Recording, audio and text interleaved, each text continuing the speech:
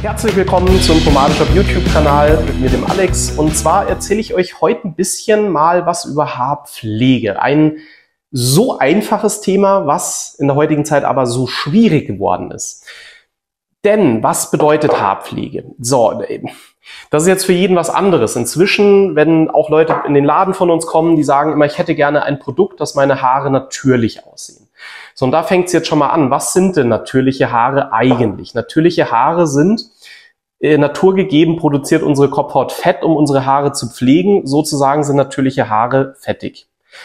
Und das sind auch tatsächlich gepflegte Haare. Und da fangen natürlich unsere Probleme in der heutigen Zeit an. Wir wollen das nicht mehr unbedingt sehen und riechen wollen wir schon mal gleich gar nicht. Denn Haare, die nie gewaschen werden, könnten auch einen unangenehmen Geruch entwickeln. Ist jetzt die Frage, ob es an Bakterien liegt, weil normalerweise sollten Haare gar nicht so sehr riechen. Und da gibt's aber auch Helferlein für die, die weniger waschen wollen. Da haben wir das Thema Hairtonics, deswegen habe ich so ein paar Produkte aufgebaut, um euch ein bisschen was zu erklären. Wie schon erwähnt, gesunde Haare sind eigentlich fettig und das lässt sich mit nichts anderem nachhelfen. Jetzt gibt es unglaublich viele Conditioner und Pflegespülungen und Haarmasken, die alle irgendwelche Zauberworte beinhalten, die in der Werbung immer genannt werden. Aber im Grunde kann mir nie einer erzählen, was ist es denn eigentlich? Also die meisten benutzen eine Haarmaske und sagen, ja, das soll jetzt pflegen. Aber was genau macht das denn? Weil die Haarmaske wirkt dann einen Tag und wenn ihr am nächsten Tag eure Haare wascht, ist ja der Effekt wieder weg. Dementsprechend hat ja keine Pflege stattgefunden, sondern nur eine Maskierung. Ich habe für einen Tag meine Haare gesund aussehen lassen und danach sind sie ja aber wieder so, wie sie vorher waren. Also das hat jetzt eigentlich mit Haarpflege nicht viel zu tun. Und das ist so ein bisschen diese Schwierigkeit und da kann ich jetzt niemandem halt helfen. Wenn ihr keine fettigen Haare oder keine öligen Haare haben wollt, dann ist Haarpflege immer ein bisschen ein schwieriges Thema. Und Haare waschen hat jetzt auch nichts Natürliches an sich, weil wir spülen einfach unsere gesunden Fette raus.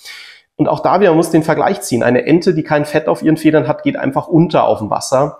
Und ein Hund, wenn ihr habt zu Hause, da werdet ihr auch, wenn ihr ihn streichelt, merken, die haben so ein bisschen Rückstand. Und so müssten unsere Haare eigentlich auch sein. Jetzt haben wir uns aber seit 70 Jahren angewöhnt, dass wir fluffig, quietschende Haare als normal betrachten beim Waschen. Und das ist schwierig, das funktioniert halt einfach nicht. Deswegen muss man da eventuell, wenn man mit Schuppen oder trockener Kopfhaut zu kämpfen hat, seine Gewohnheiten umstellen, mal was anderes probieren. Und wenn ich sage, nein, ich möchte immer strohtrockene Haare haben, dann werde ich aber auch ein bisschen Pflege aufgeben müssen, weil das passt nicht ganz zusammen. So, und da ist halt auch immer so dieses Ding, kein Produkt unserer Welt ist perfekt. Das heißt, ihr werdet mit keinem Produkt alle Effekte, die ihr haben wollt, matt, nachstylbar, leicht auswaschbar und pflegend, das sind zu viele Dinge, die ein Produkt kann. Und deswegen stelle ich euch mal so ein paar Sachen vor oder erkläre euch nochmal Unterschiede. Grundsätzlich muss man sagen, wir haben jetzt hier dieses wunderbare Wort Clay, das sich ganz häufig finden lässt. Und Clay ist ganz simpel, es ist gemahlene Tonerde. Und da gibt es verschiedene Arten, Kaolin, Bentonit, Grün, Weiß, Blau, Lila, was auch immer. Und was macht jetzt diese Tonerde? Die Tonerde sagt erstmal über das Produkt nicht viel aus, außer dass es matter ist oder ganz matt ist. Auch das wissen wir vorher nicht, weil wir haben ja auch ölbasierte Clay-Pomaden und durch die Ölbasis können die nicht stumpf trocken matt sein, während halt ein industriell hergestelltes Produkt oder teilweise diese handgemachten Sachen, die ohne Vaseline funktionieren, doch matter sind. Diese Tonerde wird euch immer etwas Haarpflege nehmen, denn es sind kleine Partikel und eure Haare sind wie so ein Tannenzapfen. Ne? Und wenn ihr diese Tonerdepartikel drin habt, die lassen die Haare aufbauschen, ihr kriegt ein tolles Volumen, die Haare werden griffiger, die halten, ohne dass sie aneinander kleben, locker aneinander. Und das macht einen tollen Effekt und der ist gerade in und sehr, sehr beliebt. Aber was diese Tonerde auch macht, ist, eure Kopfhaut produziert Fett zum Pflegen im Laufe des Tages und das wird absorbiert von dieser Tonerde. Sprich, ihr unterdrückt eure natürliche Haarpflege ein bisschen und das sorgt halt dann, wenn man empfindlich ist, dafür, dass man ein bisschen trockene Kopfhaut und trockene Haare hat. Aber den Effekt wollt ihr ja im Grunde mit einem matten Produkt und dementsprechend darf man sich dann keine allzu gute Haarpflege mehr erwarten. Selbst bei den handgemachten Sachen hat man immer weniger Pflege, als wenn ich jetzt zum Beispiel beim gleichen Hersteller auf das baugleiche Produkt ohne Tonerde greife, was dann halt einen minimalen Glanz erzeugt. Aber dafür habe ich dann die Pflege, weil meine gesunden Fette nicht absorbiert werden. Also das muss man dann einfach mal ausprobieren. Aber das mal grundlegend zum Thema Clay. Leider, wie gesagt, zum Modernen ist auch sein mag dieser Inhaltsstoff und genau die Frisuren entspricht, die heutzutage in sind. Es ist leider schwierig, Matt und Haarpflege zu kombinieren. Und da gibt's ja dann diese ölbasierten Clays. Auch da wieder habt ihr kein stumpf mattes Produkt. Ihr habt durch die Vaseline noch eine tolle Pflege. Und nachdem es ja Mineralöl ist, alle Dinosaurier und Vitamine, die eure Haare brauchen, sind da dann immer drinnen. Und Auch das ist eben das Gesunde bei einer ölbasierten Pomade. Die haftet in euren Haaren selbst nach dem Waschen. Ich nehme jetzt hier mal so eine Mary Superlight, so ein klassisches Produkt, Mary Superior. Das Haarewaschen entfettet eure Haare nicht. Ihr habt immer Restfett in den Haaren und genau das ist das Gesunde und genau das ist das Pflegende. Dass Haare nach dem Waschen quietschen und fluffig sind, ist eben genau nicht gesundes Haar. Und das ist eben so schwierig. Ich will es euch einfach mal erzählen. Was ihr daraus macht, ist dann eure Sache. Ob ihr sagt, okay, gut zu wissen, danke dafür, aber ich will keine glänzenden Haare, dann ist das einfach so und gut ist. Da kann ich euch dann nicht so viel helfen. Aber was ihr zum Beispiel machen könntet, und da helfen Hairtonics eigentlich ganz gut. Gerade öligere Hairtonics. Jetzt das Blaue hat nur Minimalöl, kann vielleicht auch schon helfen, aber jetzt so das Don Draper Gold, Yellow, die MG Hairtonics, die wir haben, sind ja ölige Hairtonics. Das heißt, wenn ihr immer matte Produkte tagsüber verwendet, ist die Idee zum Beispiel, ihr könnt nachts dann, weil ein öliges Hairtonic macht eure Haare wieder glänzend, das wollt ihr nicht, dann macht es doch einfach nachts drauf. Einfach nachts als Ölschutz für die Haare und einfach wieder Feuchtigkeit zu spenden und dann wascht ihr es in der Früh wieder raus und dann sind eure Haare nicht glänzend und ihr könnt wieder euer mattes Produkt verwenden. So könnte man dann Haare pflegen, ohne dass ihr vielleicht tagsüber eben nicht den Effekt erzielt, den ihr gerne wollt.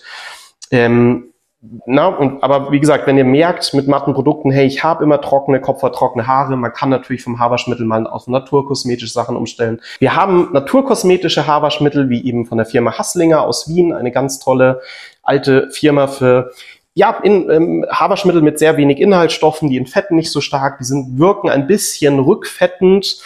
Auch wenn jetzt ein Haarwaschmittel nicht so richtig rückfettend sein kann, denn ihr spült es ja raus, also so viel kann nicht haften bleiben in der kurzen Zeit, wie ihr eure Haare wascht. Aber das kann man natürlich erstmal ausprobieren, wenn ihr merkt, hey, die Trockenheit, die Schuppen gehen nicht weg, dann müsst ihr einfach mit ein bisschen Öl und Fetten arbeiten. Anders geht keine Haarpflege. Haarpflege sind Öle und Fette, ganz simpel. Deswegen dafür so ölige Hairtonics sehr hilfreich. Wie gesagt, benutzt über nachts oder ihr könnt mal probieren in geringer Menge, dass ihr euch die auf die Kopfhaut massiert und danach euer mattes Produkt verwendet. Schaut euch einfach den Effekt an, der passiert, weil das könnte euch schon helfen. Jetzt ist nochmal ein nächstes Thema, wäre Hefepilze auf der Kopfhaut, weil das wird ganz oft mit Schuppen verwechselt. Das habe ich auch ganz, ganz oft bei mir im Laden, dass Kunden kommen und sagen, du guck mal, ich habe da so gerötete, schuppige Stellen. Schuppen bedeutet in den meisten Fällen, dass meine ganze Kopfhaut betroffen ist. Das sind nicht Partien, das sind nicht einzelne kleine, schorfige Stellen, sondern im Normalfall meine gesamte Kopfhaut. Wenn ich jetzt aber merke, ich bekomme einmal im Monat, alle 2 Wochen, kleine, schuppige Stellen am Hinterkopf. Ich persönlich habe auch den Hefepilz. Ich kriege ihn nicht auf den Kopf, ich kriege ihn zwischen den Augenbrauen oder in der Stirnpartie. Und den bekommt ihr im Normalfall nicht weg. So, den muss man wegdesinfizieren. Da bringen mir keine Öle etwas, sondern da brauche ich eine desinfizierende Wirkung. Und da sind wir dann auch wieder sogar beim Hairtonic, weil ihr habt in einem öligen Hairtonic Alkohol, der verfliegt und die Öle bleiben übrig. Das heißt, ihr bekämpft damit Hefepilze. Nicht alle auf dieser Welt, also es gibt auch welche, da müsst ihr einfach zum Hautarzt gehen, wenn ihr die nicht wegbekommt.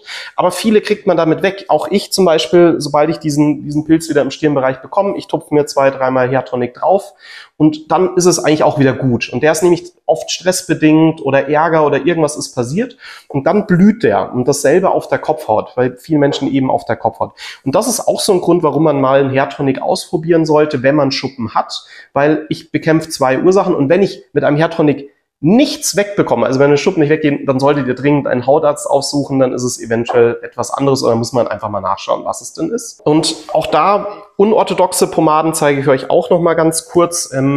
Unorthodoxe Pomaden bestehen ja auch zum Großteil aus Öl und Fett. Der Unterschied zu einer echten Pomade ist, ihr habt das Mineralöl und die Vaseline sozusagen nicht drin.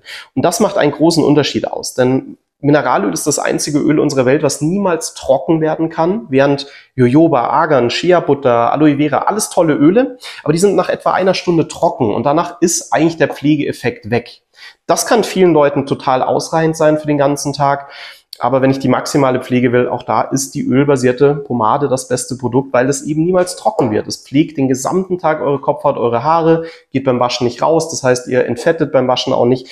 Und das sind halt die Vorzüge einer ölbasierten Pomade. Ob die eure Optik erreicht, die ihr mit eurer Frisur machen wollt, müsst ihr einfach ausprobieren. Schaut es euch an, gebt dem Ganzen eine Chance. Ansonsten, wenn ihr irgendwo einen Mittelweg wollt, probiert eine unorthodoxe Pomade. Und wenn ihr es eben so matt wie möglich wollt, dann sind oft wasserbasierte Produkte das Beste. Aber beim wasserbasierten Produkt muss man sagen, im hochwertigsten Bereich kann ein wasserbasiertes Produkt einfach nicht schaden, aber auch nicht pflegen. So, dann, das ist Peak, was ein wasserbasiertes Produkt kann. Selbst das reicht schon vielen Nutzern aus, dass in den Produkten keine negativen Inhaltsstoffe drin sind, die austrocknen. Muss man leider sagen, häufig in Drogerieartikeln, dass Alkohol als Konservierungsmittel beigesetzt ist und Alkohol trocknet aus. Und wenn ihr euch den an die Kopfhaut bindet, das macht trocken. Und das ist im Normalfall, oder ich wüsste jetzt keine einzige wasserbasierte Pomade bei uns im Sortiment, was Alkoholdenat enthält. Ihr könnt mit Sicherheit, wenn ihr euch die Inhaltsstoffe durchliest, mal das Wort Benzylalkohol lesen. Das ist aber ein guter Alkohol. Alkohol ist vielkettig, da gehen wir jetzt in die Chemiestunde, brauchen wir nicht machen. Aber Alkohol kann auch Feuchtigkeit speichernd sein und nicht austrocknend sein. So, ich hoffe, ich habe euch so ein bisschen was beibringen können über das Thema Haarstyling. Wie gesagt, was ihr daraus macht, ist jetzt eure Sache. So, probiert einfach mal aus. Und dann vielen Dank für die Zeit, dass ihr zugeschaut habt. Und ich wünsche euch wunderbar seidig glänzende Haare, wie ihr euch Sohan wünschen würde. Und ja, und vor allem gesunde Haare. Probiert doch mal ein paar Sachen aus, falls ihr vielleicht doch das eine oder andere jetzt mitgehört habt und gesagt habt, oh, das trifft aber bei mir zu. Probiert mal einen Hairtonic aus, wie bei genannt drin. Ja, und dann wünsche ich euch eine gute Zeit, gesunde Haare und auf bald. Macht es gut.